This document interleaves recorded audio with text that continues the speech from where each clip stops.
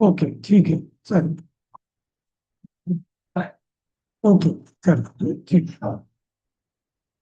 जय गुरु. जय गुरु.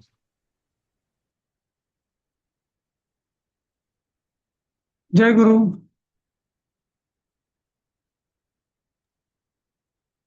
ऐकू येत आहे का? हो, येत आहेत. जय गुरु. जय गुरु. जय गुरु. अं,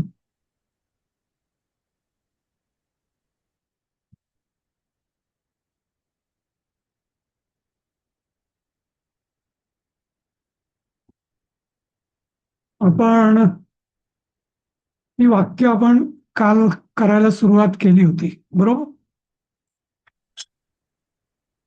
केली होती ना, की काय सुरुवात करणार होता. करणार आहोत? ठीक आहे. तर हे जे आपले सगळे धातुसाधित विशेषणं जी आपण केली, काल बघितलं, त्याच्यावर कोणाला काही शंका आहेत का?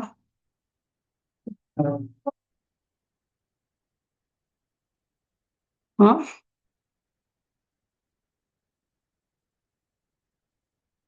कोणाला काही शंका आहेत का? नाही नाही, हे समजलं वरवर, म्हणजे पहिल्यांदाच असं समजलं. समजलं ना? ठीक आहे. आता याचा, जसं मी म्हटलं की हे भूतकाल वाचक आहे एक, दुसरं धातू साधित आहे, धातूपासून तयार झालेला आहे, आणि तिसरं हे बहुधा याचा उपयोग हा विशेषण म्हणून जास्त केला जातो, म्हणून याला भूतकालवाचक धातुसाधित विशेषण असं म्हणतात. आता याचे थोडा आपण वाक्यात उपयोग कसा करतो ते बघूया आपण. आता बघा, पहिलं वाक्य, बगीच्यात गेलेला कृष्ण. तर बगीच्यात म्हणजे उपवने किंवा उद्याने, गेलेला गतः कृष्णः. समजलंय कसं आलं ते? बगीच्यात गेलेला कृष्ण म्हणजे उपवने गतः कृष्ण. हे वाक्य समजलं? आता हो, हे आणि दुसरं काल झालं आपलं, मला वाटतं पहिलं आणि दुसरं काल आपण. ठीक आहे, ओके. पहिले आता पहिले दोन झालेत. पहिली दोन झाले. नंतर तेथेही गेलेली राधा, तत्र अपि गता राधा, इकडे गेलेली राधा. ही दोन वाक्य आपण बघितली, बरोबर. आता पहिल्या वाक्याचंच एक वेगळं रूपांतर आपण, खरं तर या गतःचा उपयोग गेलेला कृष्ण, गतः कृष्ण याच्याकरता केला जातो, पण बऱ्याचदा याचा उपयोग भूतकालवाचक क्रिया दर्शवण्यासाठी सुद्धा केला जातो. कसं? कृष्ण हा उपवने गतः असं. हा, समजलं? म्हणजे एक होतं गेलेला कृष्ण, उद्यानात गेलेला कृष्ण, आणि कृष्ण उद्यानात गेला किंवा बगीचात गेला, तर त्याचं सुद्धा कृष्ण हा उपवने गतः. आता हेच वाक्य आपण असंही म्हणू शकतो, कृष्णेन उपवने गतः. कृष्णेनं का? कृष्णाकडून उद्यानात जाणे झाले, जाताच कृष्णाकडून उपवनात जाणे झाले असं. आता दुसरं वाक्य आहे, तत्र अपि.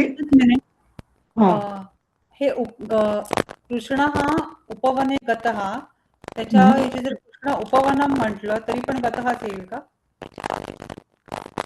नाही, उपवनम इथं नाही, आपण बगीच्यात गेला असं म्हणतो आपण इथं. पण तुम्हाला जर म्हणायचं, हा ऐका ऐका, पण कारण आतापर्यंतच्या पाठांमध्ये कधी पण जेव्हा जाण्याची क्रिया केली ना, म्हणजे उद्यानम गच्छती, गृहम गच्छामी, सगळीकडे द्वितीया विभक्ती वापरली आहे.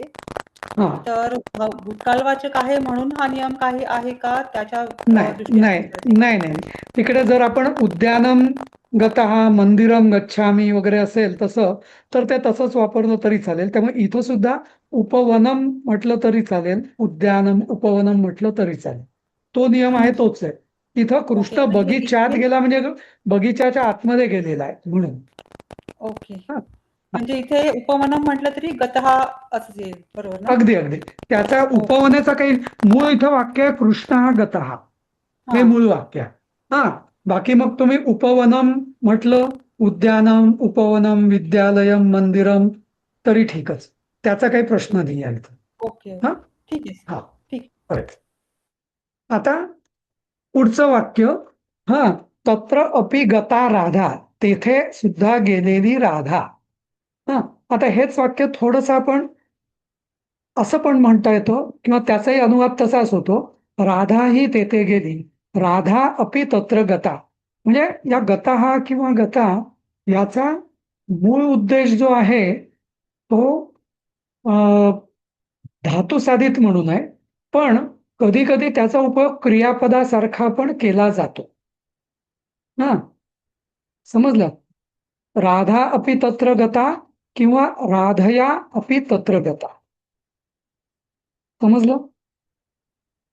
आता इथं कृष्णेन उपवने गतः, हा, राधया अपि तत्र गता, म्हणजे राधेकडून सुद्धा तिकडं जाणं झाले, तेथे जाणे झाले, राधेकडून. हा, म्हणून तृतीय आली.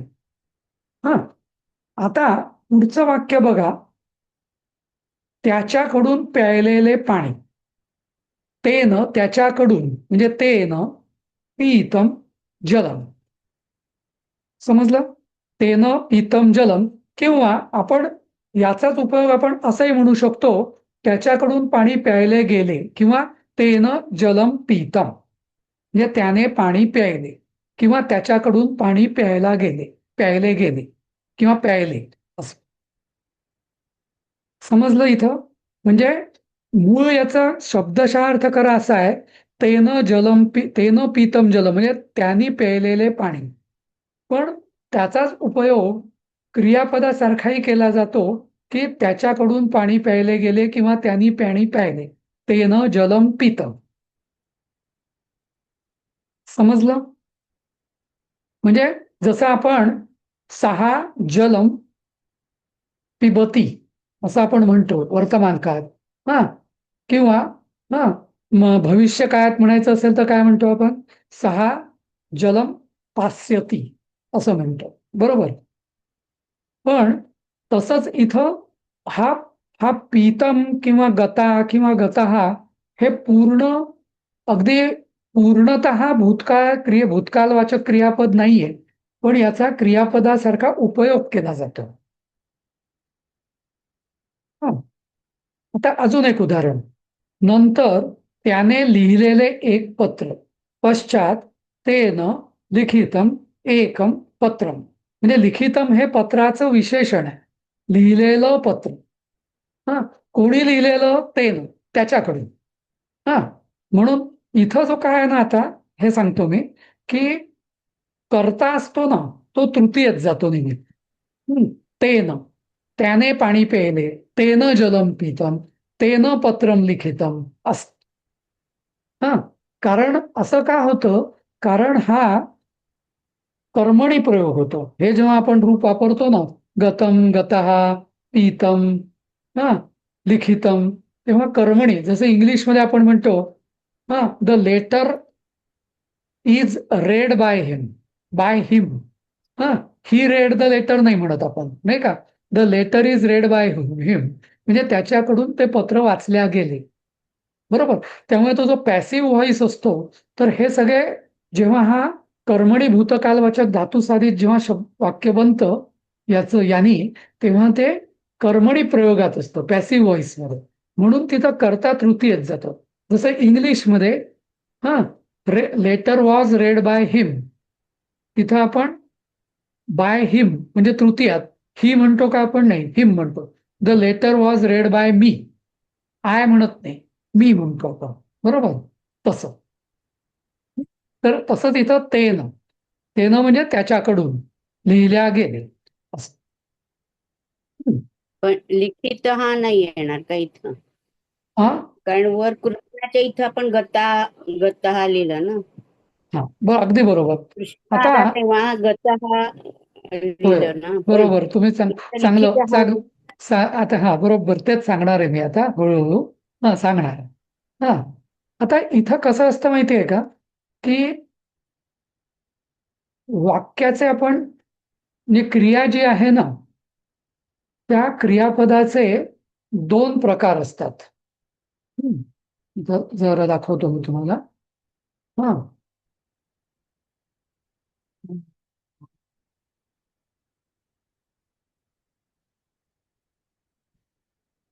क्रियापदाचे दोन प्रकार आहेत. एक अकर्मक. या अकर्मक जेव्हा क्रियापद असतं तेव्हा म्हणजे आता अकर्मक म्हणजे काय की जिथं कर्म आणि कर्ता एकच असतो, म्हणजे त्याला कर्म नसतंच त्या वाक्याला. तर तिथं कर्ता प्रथमेती असू शकतो किंवा तृतीयत पण असू शकतो. हा, आता ही अकर्मक क्रियापद कुठली? गम गच्छती, आगम आगच्छती, धाव धावती, पत पतती असं. किंवा बाकी पण क्रिया ज्या आहेत, लज्जा, सत्ता, स्थिती, जागरणम, वृद्धी, क्षय, भय, जीवित, मरणम, शयनम, क्रीडा, रुची, हे सगळे अकर्मक क्रिया आहेत, म्हणजे त्याला कर्म नाहीये. हा, तर जेव्हा ते क्रियापद किंवा तो धातू अकर्मक असतो ना, तेव्हा आपण कृष्ण तत्र गतः, राधा अपि तत्र गता असं पण म्हणू शकतो प्रथमेत, किंवा कृष्णेन तत्र गतः राधया अपि तत्र गतः असं म्हणू शकतो. पण जेव्हा सकर्मक क्रियापद असतं, तर सकर्मक म्हणजे काय की जिथं कर्ता वेगळा कर्म वेगळं. आता उदाहरण देईन मी तुम्हाला की मी पाणी पितो. मी पाणी पितो. आता आपण कर्ता आणि कर्म कसं ओळखतो वाक्यामध्ये, सांगा कोण सांगेल? कोण आणि काय? कोण म्हणजे कोण? कर्ता, काय म्हणजे कर्म. बरोबर, बरोबर. मग आता इथं मी पाणी पितो किंवा मी पाणी प्यायले, इथं कोण पाणी पितो? मी. म्हणजे मी हा झाला कर्ता. हा, हा, हा, हा. काय पितो? पाणी पितो. कोण पितो? मी पितो. काय पितो? पाणी पितो. त्यामुळे पाणी किंवा जलम हे कर्म झालं. तर असं जेव्हा कर्ता आणि कर्म वेगळं असतं, सकर्म, हा, तेव्हा हा जो हे जे धातू साधित आहे ना, ते कर्मानुसार चालतं आणि मग तिथं कर्मा हा प्रथमेत असतो आणि कर्ता हा तृतीयेतच असतो. पण जेव्हा गमगच्छती, धाव धावती, पतपतती म्हणजे पतितम, पतितः, गतः, गता, आगतः, आगता, धावित, धावितः असे जेव्हा ते धातुसाधित बनतात, त्याला मात्र तो जो कर्ता असतो तो प्रथमेत पण असू शकतो किंवा तृतीयेत पण असू शकतो. पण बघू अजून कसं ते.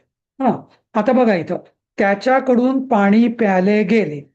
आता इथं काय प्यायले गेले? पाणी. आता जलम, तर कोणी प्यायले? त्यांनी प्यायले किंवा त्याच्याकडून पाणी प्यायले गेले, त्याच्याकडून प्यायले गेले, म्हणजे तो हा झाला कर्ता. तर कर्ता हा तृतीय, तेन. आणि काय पाणी प्यायले गेले म्हणजे कर्म आहे ते प्रथम आहे, जलम. आणि हा जो धातू साधित आहे तर हे कर्मानुसार चालतं. जलम पीतम, कारण जलम हे नपुसकलिंगी म्हणून.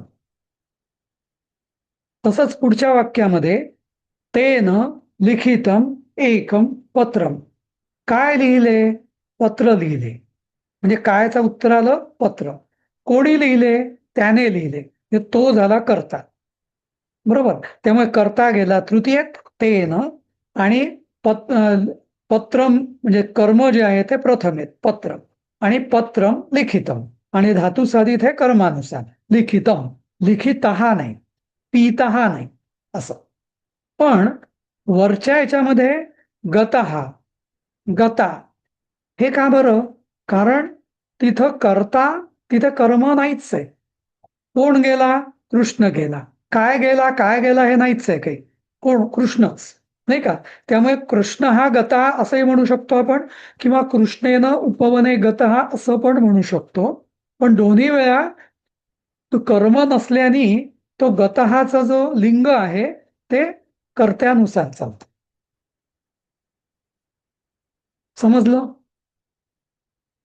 इथं धातुसाधिताचं लिंग हे कर्त्यानुसार चालतं जेव्हा धातू अकर्मक असतो तेव्हा, आणि जेव्हा धातू सकर्मक असतो तेव्हा त्याचं लिंग हे कर्मानुसार चालतं. कुठे? सकर्मक असताना, म्हणजे कर्म असताना. पण कर्म नसताना कर्त्यानुसार चालतं. आता 5वं वाक्य, राधेने पाहिलेले ते पत्र. राधेने, राधया, दृष्टम, पाहिलेले म्हणजे दृष्टम. आता का बरं दृष्टम का आलं? कारण परत पत्रम हे नपुसकलिंगी. दृष्टम तत्पत्रम, हा, किंवा राधेने ते पत्र पाहिले. राधया तत् पत्रम दृष्टम. किम दृष्टम? पत्रम दृष्टम. कहा दृष्टम किंवा का दृष्टम? राधया दृष्टम. कोणी पाहिलं? राधेनी पाहिलं. त्यामुळे राधया, कारण इथं सकर्मक असल्यामुळे राधया असं. तर या वाक्यांमध्ये ही जी 5 वाक्य आहे याच्यात काही शंका आहे का? थोडंस कठीण आहे. हा, परत एकदा मी सांगतो, नाही तर समरी काय काय बघितलं आपण ते. आपण बघितलं सकर्मक आणि अकर्मक, बरोबर.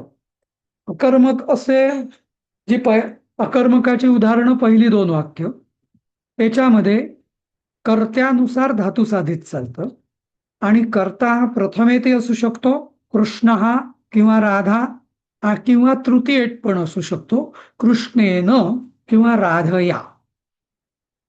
ठीक आहे, हे झालं पहिल्या 2 वाक्यांच्या बाबतीत.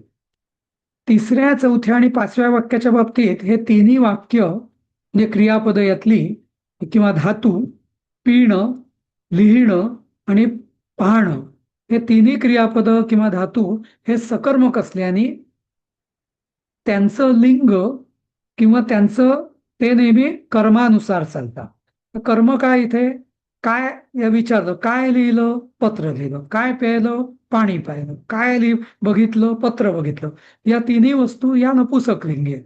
त्यामुळे जलम पीतम, पत्रम लिखितम, पत्रम दृष्टम असं झालं ना. दृष्टः, लिखितः, पीतः असं झालं नाही, कारण हे तिन्ही नपुसकलिंगी शब्द असल्याने हे तिन्ही नपुसकलिंगात गेले. समजलं? आणि हे जेव्हा आणि इथं कर्म प्रथमेत राहिलं आणि कर्ता हा तृतीयेत गेला. समजलं? समजलं का? की काही शंका आहे कोणाला याच्याबद्दल? Alexa, switch on the AC. हा, हा, समजलं. ठीक आहे. आता आपण अजून काही वाक्य बघू अशी. तिने जलदच वाचलेले ते पत्र. तया तत् शीघ्रम एव पठितम. आता इथे तत् म्हणजे पत्र, हा, किंवा याचं असं पण होईल, तिने जलदच ते वाचले. तया तत्पत्रम शीघ्रम एव पठितम. तया का झालं? कारण वाचण्याची क्रिया जी आहे परत हे सकर्मक आहे. काय वाचले? पत्र वाचलं. कोणी वाचले? तिने वाचले. तिने म्हणून तया. काय वाचले? पत्र, तर पत्रम. आणि वाचले म्हणून पठितम, कारण पठितम हे पत्रम नुसार चालतं. पुढचं वाक्य, वृक्षावरून पडलेले एक फूल किंवा पडलेलं एक फूल. पतितम पुष्पम, पडलेले फूल. वृक्षावरून एक फूल पडले. वृक्षात एकम पुष्पम पतितम. आता इथं पतित हा जो शब्द आहे ना, हा परत हे अकर्मक आहे. काय पडले? फूल पडले. सॉरी, कोण पडले? फूल पडले. पण काय पडले याचं उत्तरही करताच होतो, तर त्यामुळे त्याला आपण पुष्पम पतितम पण म्हणू शकतो किंवा पुष्पेण पतितम पण म्हणू शकतो. समजलं?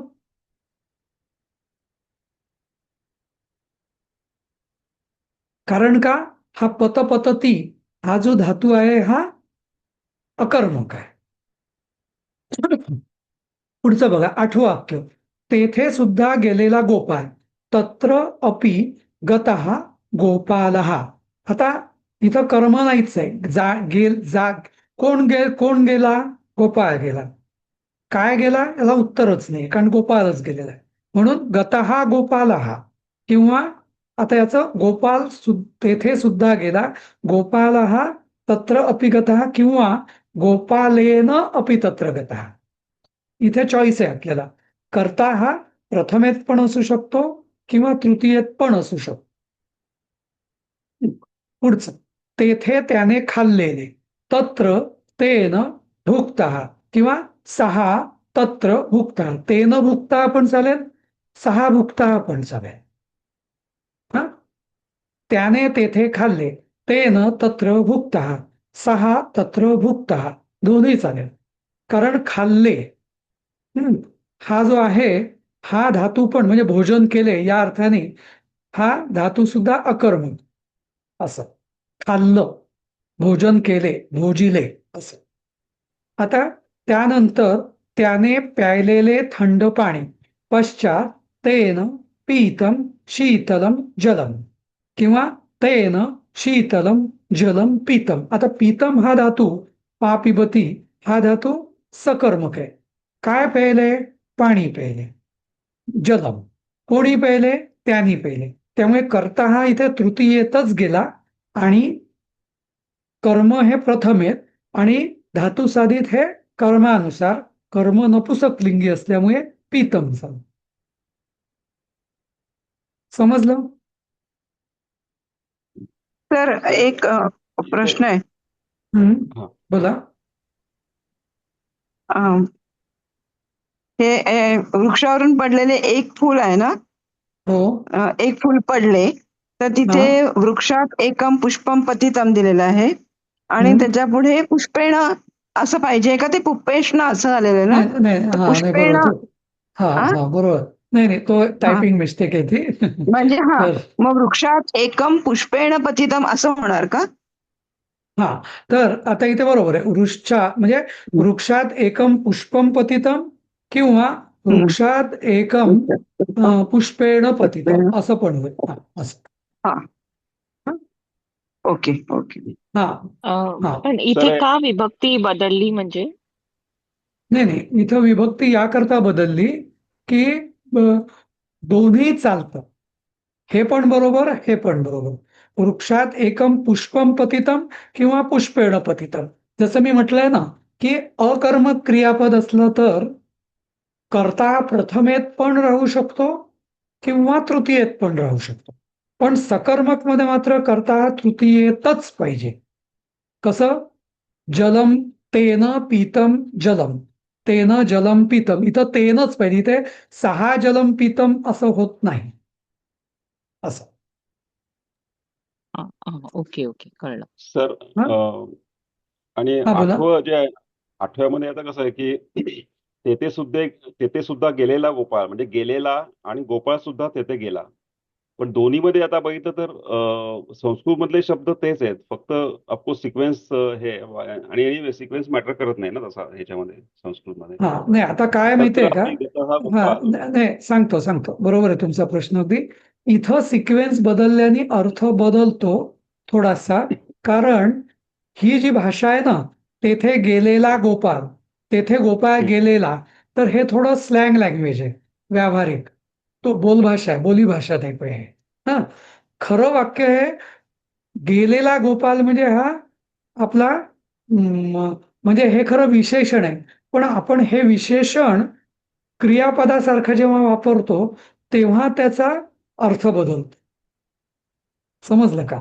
त्यामुळे कारण पण इथं जर मी म्हणजे गोपाळ तेथे जातो, तेथे गोपाळ जातो, म्हणजे वर्तमान काळात जेव्हा आपण प्रॉपर क्रियापद वापरतो तेव्हा शब्दाच्या क्रमाने अर्थ बदलत नाही. पण इथं काय होतंय, मी धातू साधित विशेषण हे क्रियापदासारखं वापरतो की जे व्याकरणदृष्ट्या पूर्ण बरोबर नाही. तो जो नियम आहे ना आपला की शब्दक्रमाने अर्थ बदलत नाही, ते कधी तेव्हा ते वाक्य व्याकरणदृष्ट्या पूर्ण परफेक्ट असेल तेव्हा. पण हे वाक्य पूर्ण परफेक्ट नाहीये. समजलं का? खरा याचा अर्थ हा गेलेला गोपाल असं आहे. हा पण आपण आपण म्हणजे बोलीभाषांमध्ये जसं आपण म्हणतो मी तेथे गेलेलो. आता मी तेथे गेलेलो म्हणजे काय? खरं मला म्हणायचं असतं मी तेथे गेलो, नाही का? मी तेथे गेलेली, गेलेली म्हणजे गेली असं म्हणायचं असतं, नाही का? पण आपण जसं गेलेलो गेलेली हे शब्द गेलो गेली या अर्थाने वापरला जातो, तसंच हा इथं थोडंसं वापरलं जातं आणि त्यामुळे तो व्याकरणाचा तो नियम आहे तो थोडं कॉम्प्रोमाइज होतो. अच्छा, मग आता ते गोपाल तेथे सुद्धा गेला, मग ते गेलाला मग गच्छती नाही काय? नाही कारण इथं जसं हा भूतकाळ नाही, हा भूतकाळ नाही, भूतकाळ नाही, भूतकाळ असतो. वर्तमान काळ हा नाही ना, गेला हा भूतकाळ आहे ना. हो आणि बरोबर तुम्हाला अजून बरोबर भूतकाळ तसा प्रॉपर भूतकाळ तुम्हाला अजून शिकवलेलाच नाहीये. शिकवलं नाही, बरोबर तो बरोबर. पुढच्या परीक्षेत ओके. येईल. पण अच्छा हा अच्छा. अर्धवट भूतकाळ म्हणूनच मी सांगितलं की हा पूर्ण भूतकाळ नाहीये. पण हा भूतकाळ म्हणजे जो भूतकाल वाचक विशेषण आहे, पण त्याचा वापर आपण भूतकाळासारखा करतोय. हम्म. समजला? बरोबर. हो हो. आता आणि हे नवैत तुम्हाला नवई तर नवैत तत्र सगळं तेन तसंच भुक्ता आहे. तेथे तेन त्याने तत्र भुक्ता. खाल्लेले. आता त्याने खाल्लेले असं, पण त्याने तेथे खाल्ले असं. हम्म. हम्म. हा ठीक. म्हणजे भुक्ता इथे हे म्हणजे क्रियापद असून पण पुरुषाप्रमाणे बदलत नाही, बरोबर? नाही. आता एकतर भुक्ता हे क्रियापद नाहीच आहे. कुठलेही गता पतितम भुक्ता पीतम ही क्रियापद नाहीच आहे. हे शब्द म्हणजे विशेषण आहेत, शब्द आहेत ते. समजलं? पण ते आपण ओके. क्रियापदासारखे वापरतोय. हा पण मग त्याला म्हणजे पुरुषाप्रमाणे ते बदलणार नाही, तसंच राहील असं मला म्हणायचं. लाईक अहम पुरुषाप्रमाणे आला तरी पण म्हणजे अहम आला होय. तरी पण बरोबर बरोबर भुक्तहाच राहील असं. अगदी हम्म. अगदी अगदी अगदी बरोबर. कारण ते क्रियापद नाहीये ना. ते नियम क्रियापदाला लागू आहेत. अहम पिबामी, सहा पिबती वगैरे ते जे नियम आहेत तर ते क्रियापदाला लागू असतात. हा शब्द आहे ना. अहम भुक्ता, हा त्वम भुक्ता, सहा भुक्ता, सगळे जेवलेले. जसं आपण खाल्लेला खाल्लेला खाल्लेला असं.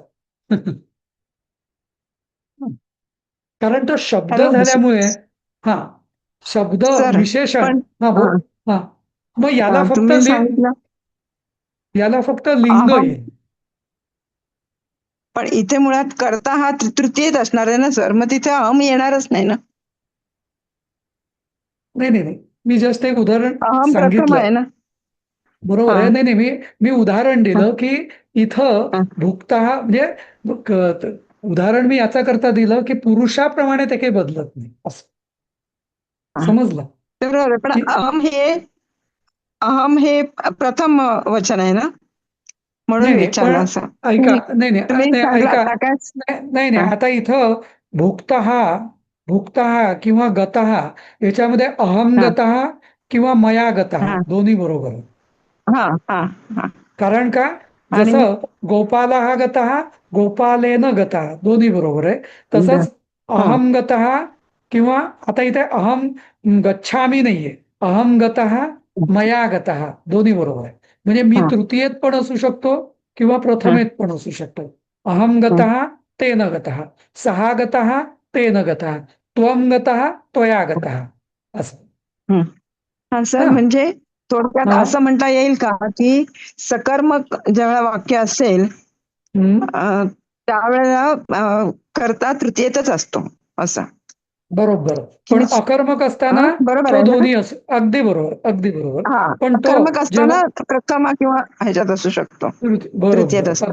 अगदी हे बरोबर बरोबर आहे ना. अगदी ठीक आहे, अगदी ठीक बरोबर. आहे. आणि आणि ज्यांच्याकडे पुस्तकं आहेत म्हणजे ज्यांच्याकडे पुस्तकं पाठ्यपुस्तकं कोणाकोणाकडे की नाहीच आहे, कोणाकडे आपण दिलेलीच नाही आहेत ना पुस्तकं. फक्त आम्ही तुम्हाला हेच दिलेले आहेत बरोबर. काय पीडीएफ दिलेले आहेत पीडीएफ ते आहे. हा पीडीएफ तर ते पाठवलेलं आहे पीडीएफ पुस्तकाचं. हा पण त्या पीडीएफ मधलं हे तुम्ही बघू नका असं. हं? हा, हा ओके. तिथे हा भोजनम कृतम असं येणार नाही ना, भोजनम कृतम असं नाही येणार ना, भोजनम येणार का? नाही मला कळलं त्याने नाही काय. तेथे भोजन केले. तेथे नाही नाही, भोजन भोजन केले केले म्हणजे जेवला, तो तेथे ते जेवला. तो इथं ना खाल्ला जेवला. ऍक्च्युअली मी खाल्लं पण नको जेवला. म्हणाला, इथे जेवला असं पाहिजे. हा, तर तो तेथे जेवला. सहा तत्र भुक्तः. हा असं. हा हा, आणि सा ठीक. पण जर अच्छा. सीता तत्र भुक्ता, सीता जर मुलगी असेल किंवा बालिका तत्र भुक्ता, कारण ते स्त्री असल्यामुळे स्त्रीलिंगी होईल. भुक्तावणार. हा हा असं. त्याने म्हणून ते भुक्ता झालं. ती असलं तर ते भुक्ता झालं असतं असं. आता अजून काही वाक्य बघू आपण. हे झालंय का नाही. हा बघा, जले पत्रम पतितम, पाण्यात पत्र पडले. हा, अंगणे बालकः पतितः, अंगणात बालक पडला. तेन दुग्धम पीतम, पण आता इथं तेन का आलं? कारण का इथं पीतम हे पतितम हा अकर्मक आहे, त्यामुळे तिथं पत्रम पतितम, बालकः पतितः असं झालं. पण दुग्धम पीतम, तर इथं जो कर्ता आहे, म्हणजे दुग्ध हे कर्म आहे, त्यामुळे पीतम हा शब्द दुग्धाप्रमाणे चालतो. पण कर्ता जो आहे त्याने, तर ते तेनं आलं, ते तृतीयेतच येतं. मस्त. चौथं वाक्य, बाला अत्र आगता. आता इथे बाला म्हणजे मुलगी, मुलगी येथे आली. आता इथे बाला पण चालेल किंवा बालया पण चालेल. कारण का इथे आगत आहे, आगम म्हणजे, तर हे अकर्मक आहे. म्हणून बाला अत्र आगता किंवा बालयात अत्र आगता, मुलगी येथे आली. रामः गृहात बहिः गतः किंवा रामेण गृहात बहिः गतः, दोन्हीचा अर्थ एकच. आणि रामः पण चालेल, रामेण पण चालेल. समजला? कारण परत गतः आगतः हे सगळे अकर्मक क्रियापद आहेत. हे समजलं का? पूर्ण एखाद्याच लक्षात आलं नसेल कारण हा कन्सेप्ट कठीण आहे, पण परत एकदा तुम्हाला मी समरी सांगतो. एक, क्रियापदांचे दोन प्रकार, सकर्मक आणि अकर्मक. जेव्हा आपण क्रियापदाला, त्या क्रियेला कोण हा प्रश्न विचारतो, तेव्हा जे उत्तर येतो तोच तो कर्ता. राम, गोपाल, तो, ती, मी वगैरे. हा, आणि जेव्हा मी त्याला काय हा प्रश्न विचारतो, तेव्हा एकतर उत्तर येतच नाही किंवा ते कोणचंच उत्तर येतं. असं जेव्हा होतं तेव्हा त्याला अकर्मक क्रियापद म्हणतात. पण कोणचं उत्तर वेगळं आणि कायचं उत्तर वेगळं असं जेव्हा असतं तेव्हा त्याला सकर्मक क्रियापद. पहिला नंबर हा, हे क्रियापदांचे प्रकार झाले. आता जेव्हा सकर्मक क्रियापद असतं तेव्हा धातुसाधित हे कर्माप्रमाणे चालतं, म्हणजे कर्माप्रमाणे म्हणजे कर्माच्या लिंगाप्रमाणे, आणि कर्ता हा कायम तृतीयेतच असतो. हा दुसरा नियम. पण जेव्हा क्रियापद हे अकर्मक असतं, आता अकर्मक क्रियापद कुठली?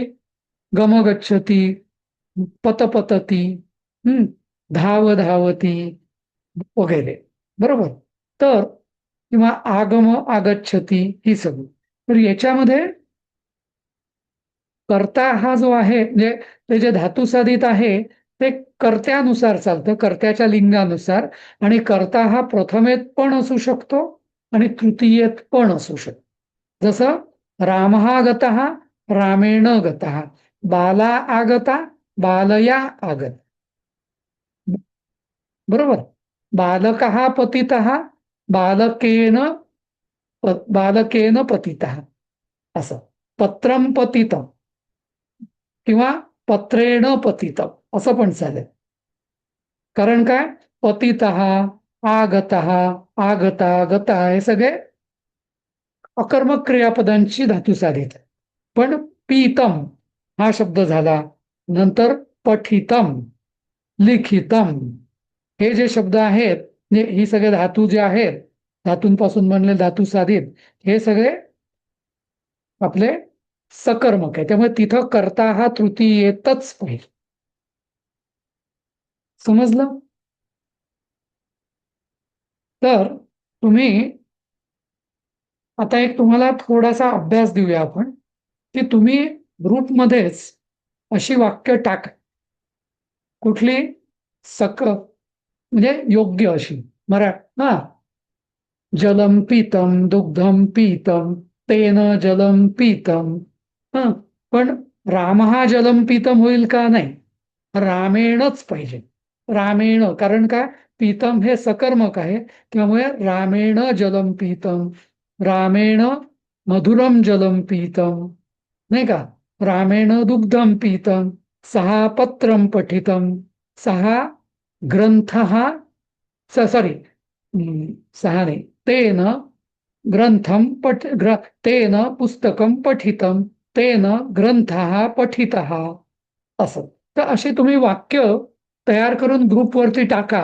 मी किंवा दिलीपजी आम्ही ते बरोबर असतील तर काही नाही बोलणार, पण तू चूक असेल तर आम्ही त्याच्या दुरुस्ती करू. सगळ्यांनी 5-5 वाक्य टाका ग्रुपवरती, वेगळी, यातली नव्हे. सर हा सर ते बालाचं वाक्य होतं ना, हा बालाचं वाक्य होतं ते, तर ते अकर्मक आहे ना सर? नाही, कुठलं वाक्य सांगा तुम्ही? मग ते याच्या पुढच्या नंतरच्या ह्याच्यावर आहे बघा, बाला हा, बाला अत्र आगता. बाला अत्र आगता, म्हणजे हा, कोण आलं? बाला आली. पण होय, काय आली त्याचं उत्तर नाहीच आहे ना, म्हणजे हे अकर्मक झालं ना. बरोबर आहे. म्हणून बाला अत्र आगता पण बरोबर आहे आणि बालया अत्र आगता पण बरोबर आहे. प्रथमाही चालेल, म्हणजे तृतीया पण चालेल. अकर्मकला दोन्ही चालेल, सकर्मकला हा, फक्त तृतीयेत असेल करता. बरोबर बरोबर बरोबर. Yes. येस. अजून तुम्ही सांगा बघू वाक्य काही. स्थितः पासून सांगा मला. स्था तिष्ठतीचं स्थितः, स्थितम, स्थिता हे क्रियापद, म्हणजे हे धातुसाधित होतं. याची मला वाक्य सांगा पटकन. सर, आपण या प्रारंभाच्या सुरुवातीला जे बघितलं होतं मंगलाचरण, त्याच्यामध्ये जे रामेण अभिहता आहे त्याच्यामध्ये ह्याचा प्रयोग झालाय का? अगदी बरोबर. रामेणाभिहता निशाचर चमू. हा, तर रामेण अभिहता, ही जी चमू, चमू हा स्त्रीलिंगी शब्द आहे. आपण म्हणतो ना ती चमू, बरोबर. त्यामुळे हता, हता अभिहता, म्हणून रामेण निशाचर चमू अभिहता, असं ते वाक्य. अगदी बरोबर. हा, म्हणजे रामाकडून राक्षसांची चमू किंवा सेना मारल्या गेली, किंवा रामाकडून मारल्या गेलेली राक्षसांची सेना, असं. बरोबर.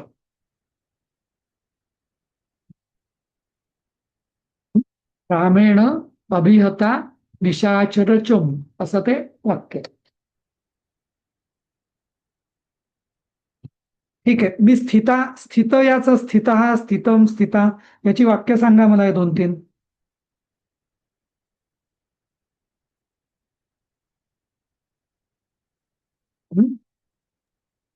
तर रामेण गृहात बही स्थिता. रामेण गृहात, याचा अर्थ काय काय होईल सांगा गृहात तुम्हाला. काय? बही म्हणजे राम घराच्या बाहेर थांबला. बरोबर. रामेण, बरोबर. रामेण गृहात बही, किंवा रामाकडून बाहेर थांबल्या गेले, नाही का? थांबले गेले. असं. असं. बरोबर, अगदी छान. पण सीता, सर ती तृतीय म्हणजे त्याच्याकडून, म्हणजे रामाकडून असं होत ना ते. आता इथं रामेण स्थितः असं पण होईल, किंवा राम स्थितः असं पण होईल. कारण का? स्थित हा शब्द किंवा हा ज्या धातूपासून बनलेला आहे स्था, हे अकर्मक आहे. त्यामुळे राम स्थिता पण होईल, रामेण स्थिता पण होईल. सीता स्थिता, सीतया स्थिता असं होईल. दोन्ही बरोबर, कारण हे अकर्मक क्रियापदाचं उदाहरण आहे म्हणून. बरोबर. अजून काहीतरी सांगा दुसरं. कृतमचं सांगा मला. कृतम, कृतः, कृता याचा वाक्यात उपयोग सांगा एखादा.